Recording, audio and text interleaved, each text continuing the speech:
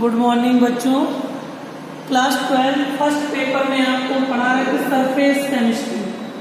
First paper में आपको surface chemistry यानी पृष्ठ रसायन पढ़ा रहे थे।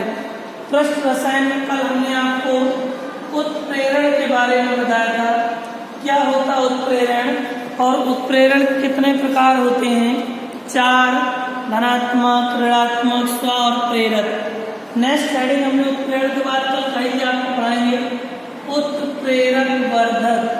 शायद हेडिंग डाल के मैंने छोड़ भी दिया था, यही हेडिंग पढ़ी थी, तो आज हेडिंग डालो नेक्स्ट उत्प्रेरक वर्धक। उसी के आगे डालिए सभी लोग उत्प्रेरक वर्धक। उत्प्रेरक वर्धक लिखिए। तो वे पदार्थ जो स्वयं उत्प्रेरक नहीं होते हैं, वे पदार्थ जो स्वयं उत्प्रेरक नहीं होते हैं किंतु इनकी उपस्थिति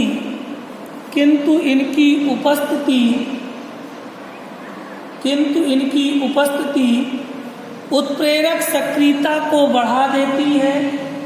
उत्प्रेरक सक्रियता को बढ़ा देती है। उत्प्रेरक सक्रियता को बढ़ा देती है।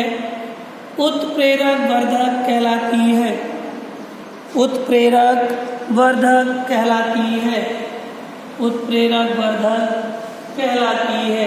देखो बेटा एग्जाम्पल देखिए। N2 plus H2 gives NH3। Nitrogen 2 है, नाइट्रोजन 2, हाइड्रोजन 6, हाइड्रोजन 6। जहाँ Fe ये है, ये बेटा उत्प्रेरक का काम कर रहा है, और जो MO है मॉलिब्डेनम, ये वर्धक का काम कर रहा है। नहीं लिखा उत्प्रेरक वर्धक, तो इसमें आयरन जो है वो उत्प्रेरक का काम कर रहा है क्रिया में, जो MO मॉलिब्डेनम है ये वर्धक का काम कर रहा है। किसका काम कर रहा है? वर्धक का काम कर रहा है। नोट कर लीजिए। नोट हो गया हो तो अगली हेडिंग कर लो उत्प्रेरक विष। उत्प्रेरक विष कैटालिस्ट पॉइजन, कोई जहर वाला विष, पॉइजन।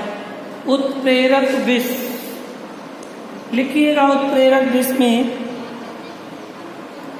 लिखो वह पदार्थ जो उत्प्रेरक की क्रियाशीलता को कम या नष्ट कर देता है। कम या नष्ट कर देता है उत्प्रेरक विष कहलाता है। उत्प्रेरक विष कहलाता है। उत्प्रेरक विष कहलाता है। उत्प्रेरक विष कहलाता है। जैसे देख लो आयरन है, हाइड्रोजन सल्फाइड से क्रिया कर रहा है।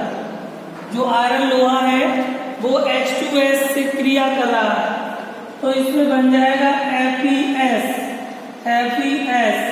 प्लस क्या बचेगा H2। जो आयरन Fe है वो सल्फाइड के साथ मिलकर उसकी उत्प्रेरक सक्रियता को क्या कर रहा है? कम कर रहा है या नष्ट कर रहा है? तो इसमें लिख सकते हैं Fe उत्प्रेरक सक्रियता को कम या नष्ट कर रहा है, नष्ट कर देता है। आयरन उत्प्रेरक सक्रियता को नष्ट कर देता है। उत्प्रेरक सक्रियता को नष्ट कर देता है। नष्ट कर देता है। ठीक। नेक्स्ट हेडिंग इसके बाद डालना है एंजाइम उत्प्रेरक क्या होते हैं? एंजाइम उत्प्रेरक क्या होते हैं? एंजाइम उत्प्रेरक क्या होते हैं? इन्हीं दो एंजाइम उत्प्रेरक के नाम लिखिए। एंजाइम उत्प्रेरक क्या होते हैं? क्वेश्चन है एंजाइम उत्प्रेरक क्या होते हैं? किन्हीं दो एंजाइम उत्प्रेरक के नाम लिखिए। क्लियर? एंजाइम उत्प्रेरक। एंजाइम जानते क्या होता है? यही माल्टोस, शर्करा और क्या कहते हैं उसको, जो हम किण्वन क्रिया में ईस्ट है, ग्लूकोज है, इनकी प्रेजेंस में जो रिएक्शन करते हैं वो एंजाइम उत्प्रेरक का कार्य करते हैं। लिखो एंजाइम उत्प्रेरक में, लिखिए नाइट्रोजन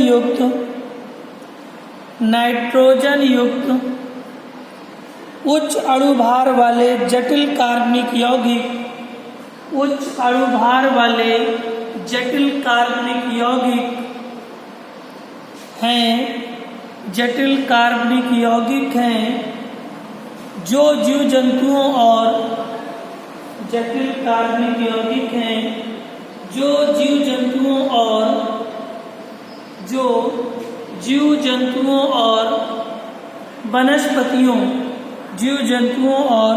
वनस्पतियों द्वारा प्राप्त होते हैं, जीव जंतुओं और वनस्पतियों द्वारा प्राप्त होते हैं, इसलिए इन्हें जैव उत्प्रेरक भी कहते हैं।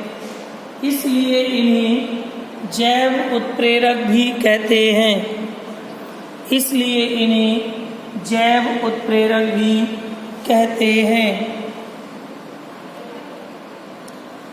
और एंजाइम द्वारा उत्प्रेरित क्रियाएं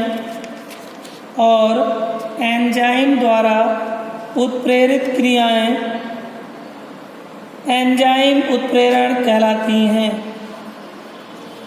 एंजाइम उत्प्रेरण कहलाती हैं। एंजाइम उत्प्रेरण कहलाती हैं। एंजाइम उत्प्रेरण कहलाती हैं। जैसे नाम लिख लो, जाइमेस, माल्टेस, जाइमेस, माल्टेस, इन्वेंटस, टॉयलिन आदि। ये तो इनके नाम हो गए।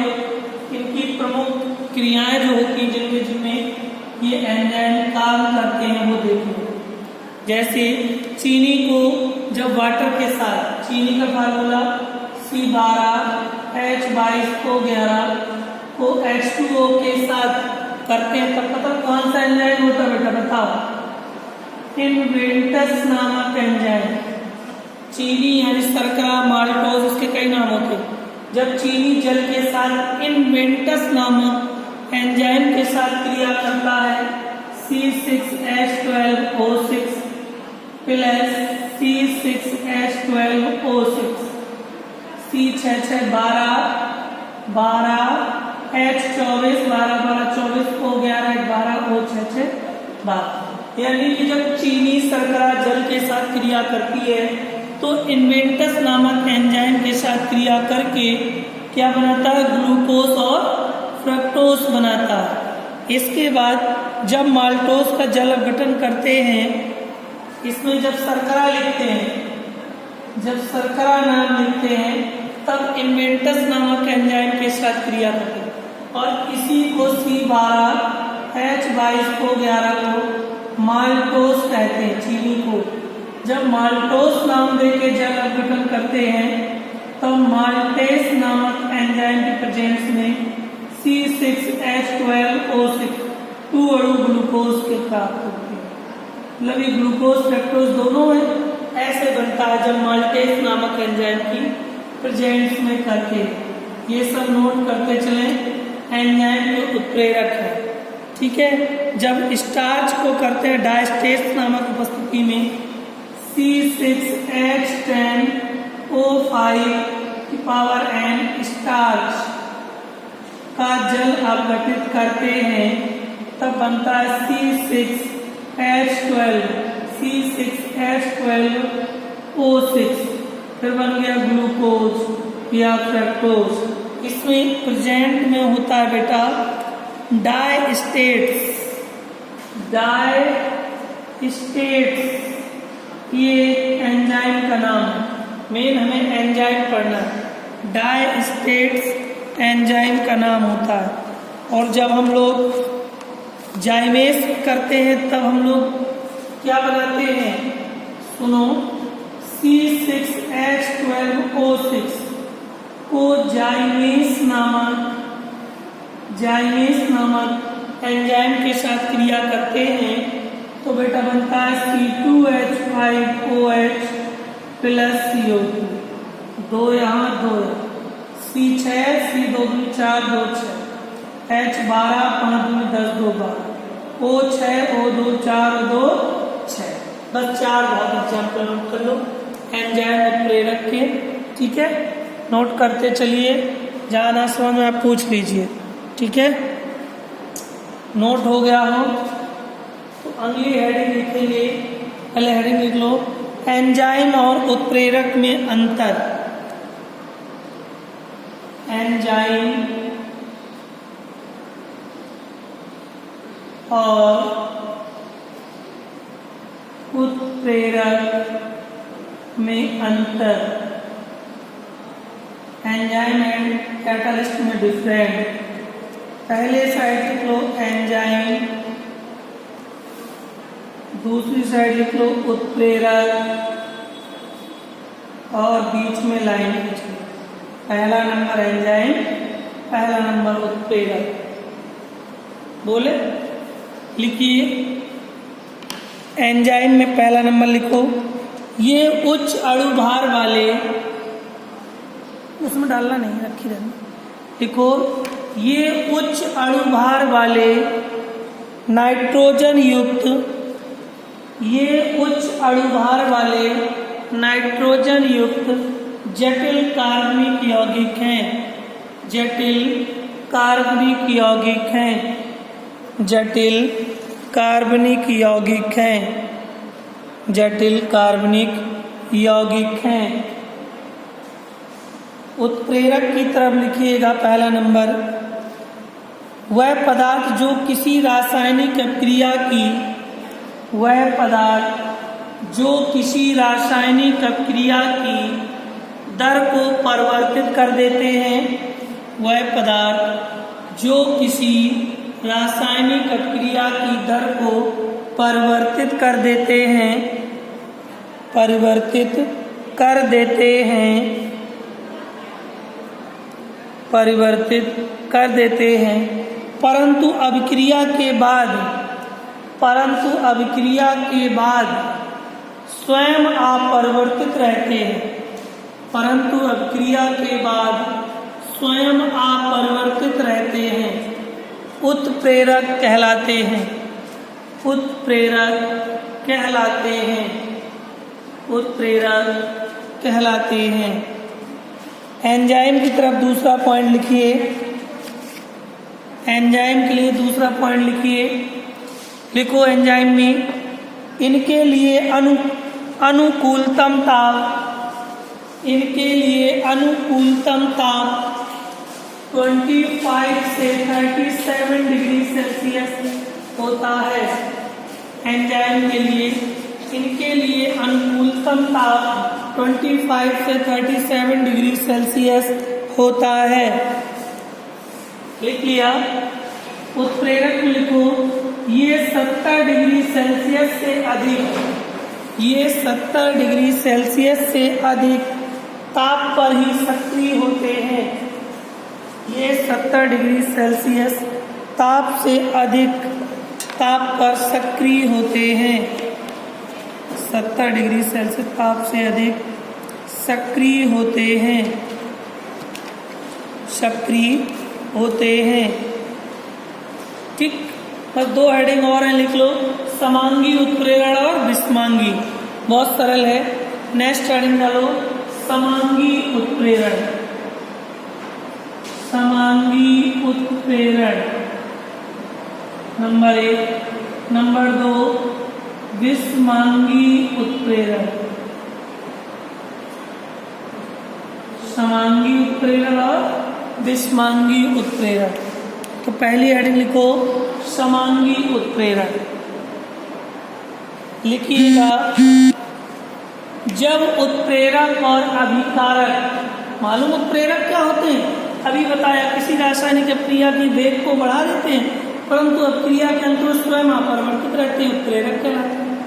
जब उत्प्रेरक और अभिकारक समान प्रवस्था में होते हैं, जब उत्प्रेरक और अभिकारक समान प्रवस्था में होते हैं तो समांगी उत्प्रेरण कहलाते हैं, तो समांगी उत्प्रेरण कहलाते हैं, समांगी उत्प्रेरण कहलाते हैं। इस घटना को समांगी उत्प्रेरक कहते हैं, इस घटना को समांगी उत्प्रेरक कहते हैं, इस घटना को समांगी उत्प्रेरक कहते हैं, इस घटना को समांगी उत्प्रेरक कहते हैं। एग्जाम्पल देख लो,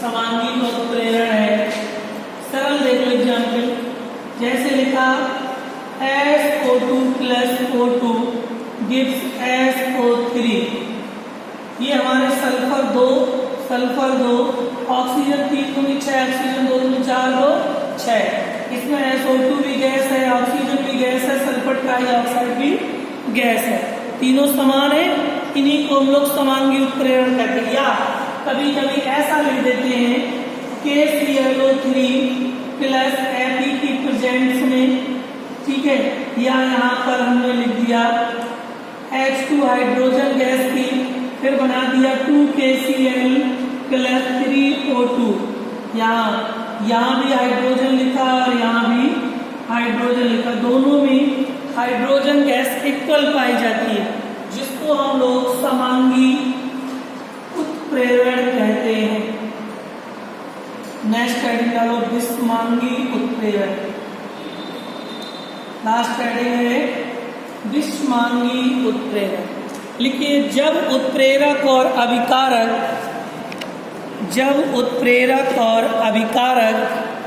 भिन्न भिन्न प्रवस्था में होते हैं, जब उत्प्रेरक और अभिकारक भिन्न भिन्न प्रवस्था में होते हैं, भिन्न भिन्न प्रवस्था में होते हैं, विषमांगी उत्प्रेरण कहलाते हैं, विषमांगी उत्प्रेरण कहलाते हैं, विषमांगी उत्प्रेरण कहलाते हैं। इस घटना को विषमांगी उत्प्रेरक कहते हैं, इस घटना को विषमांगी उत्प्रेरक कहते हैं। सुनो, जैसे N2 + 3H2 gives 2NH3, तो यहाँ ये तो क्लियर, नाइट्रोजन हाइड्रोजन अमोनिया तीनों गैसें हैं, ठीक है, लेकिन यहाँ Fe आयरन है, ये उत्प्रेरक का कार्य कर रहा है, और MO मोलिब्डेनम ये वर्धक का कार्य कर रहा है। इसमें जो प्लस में Pp प्लेटिनम है, ये एक धातु है, यहाँ पर